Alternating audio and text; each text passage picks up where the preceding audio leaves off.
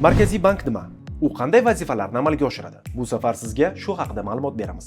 Markaziy bank mamlakatdagi narx darajasi, bank tizimining barqarorligi hamda to'lov tizimining barqaror faoliyati uchun mas'ul bo'lgan muassasadir. Buning uchun Markaziy bank pul kredit siyosatini olib boradi.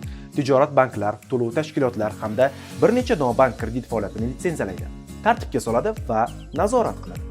Ammo Markaziy bank tijorat banklarining amaliyotlarini amalga oshirish, ya'ni jismoniy va yuridik shaxslarga kredit, ularga valyuta ayirboshlash xizmatlarini ko'rsatish, shuningdek, uchinchi shaxslarga moliyaviy yordam ko'rsatish, banklar kapitallari va boshqa yuridik shaxslarning ustav fondlarida ishtirok etish huquqiga ega emas. An'anaga ko'ra, Markaziy bankning 4 ta asosiy vazifasi bor. Bular: mamlakatning emission markazi, ya'ni banknotalar chiqarishning monopol huquqiga ega.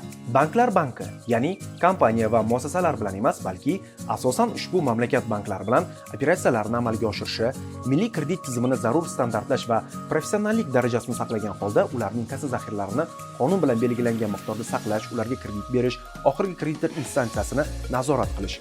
Mamlakatning asosiy hisob-kitob markazi, bu degani boshqa banklar o'rtasida o'zaro talablari va majburiyatlarining hisob-kitobi, kliring asosida naqd pulsiz operatsiyalarni amalga oshirishda vositachi vazifasini bajaradi. Pul kredit siyosati orqali iqtisodiyotni tartibga soluvchi organ.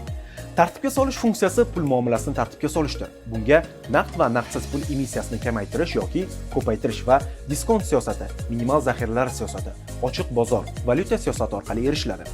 Tartibga solish funksiyasi nazorat funksiyasi bilan chambarchas bog'liq. Masalan, minimal zaxira siyosatini o'tkazishda Markaziy bank muayyan bankning holati haqida keng ma'lumot oladi.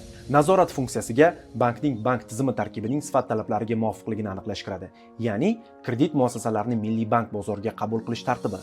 Bundan tashqari, bunga kredit muassasalari uchun zarur iqtisodiy koeffitsiyentlar va me'yorlar ishlab chiqishi hamda ularga amal qilishni nazorat qilish kiradi.